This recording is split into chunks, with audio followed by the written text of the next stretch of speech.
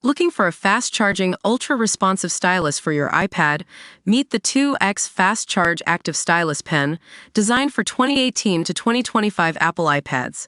Take your creativity and productivity to the next level. Click the link in the video description to shop now on Amazon. My dad disappeared 27 years ago. I haven't moved on since. It was a Friday in October 1998 when Andrew Capon, 37, dropped his 15-year-old daughter Tessa at the Grantham bus stop. From there, she would catch the bus to school. He was supposed to pick me up on the Sunday because I was staying at a friend's house for the weekend. Tessa, now 42, tells Metro. But it was her mum and grandfather who collected Tessa, and they didn't go home. Instead, she was taken to her grandparents' house.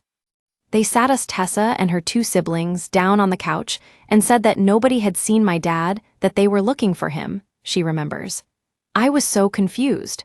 How could someone vanish without a trace? Although she wanted to help with the search, Tessa felt helpless, as she was made to stay at her grandparents' home while the adults went to Skegness. That was the last known location of Andrew, who had gone there for the evening with 3 friends.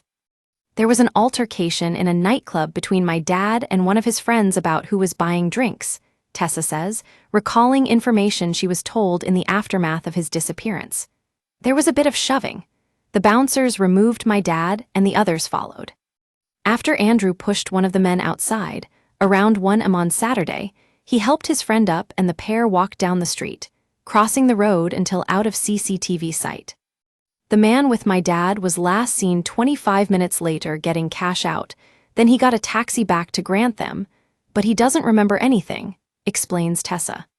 She recalls first being shown the CCTV footage by the police at her grandparents' house and how it knocked her for 6. That was hard, just seeing him walk off up the street and cross the road, she says. It's like he just disappeared off the face of the earth.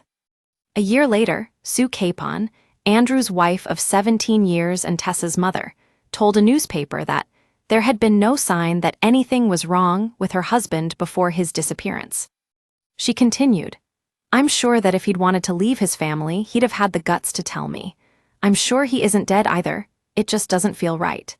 Maybe he's had a bang on his head and doesn't know who he is, or maybe he heard that his dad died 12 days after he went missing, and now he blames himself and doesn't dare show himself to his family." Whatever the reason, Sue added, she just wished he would have called someone to let the family know he was all right. "I've been round every pub and club in Skegness, I've checked every caravan at the site they were staying at, I've put up posters. But you're never any the wiser, and it's been so long. I don't know what to do anymore. I just have to keep the family going, we've got 3 children. But it's terribly hard," she told the reporter. In the days, weeks, and months after she last saw him, Tessa recalls blaming herself for her father's disappearance. Someone is reported missing every 90 seconds in the UK. That means life is lonely, scary, and uncertain for 170,000 families every year. Missing People is the only UK charity dedicated to reconnecting them and their loved ones, and that's why this year Metro is proudly supporting them for our 2025 Lifeline campaign. To help raise vital funds for the charity, we would love you to join us on 3 May for a 25 km, 53 km, or 106 km hike on the beautiful Isle of Wight.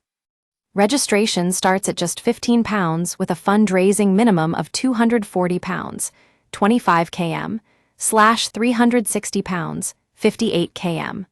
Alternatively, you can pay for your place and set your own fundraising target. Whether you want to do it as a group or are signing up solo, as part of Team Lifeline, you'll receive tons of support and advice, so that every step you take can make a massive difference helping those whose loved ones have disappeared. Click here to sign up and find out more. To make a donation to Missing People, please click here. "I felt guilty because I should have stopped him," she explains. "I know I was 15 and couldn't have really, but you still blame yourself." She adds that she can still close her eyes and imagine what he looked like, even decades later. He had piercings in both ears, one was a feather.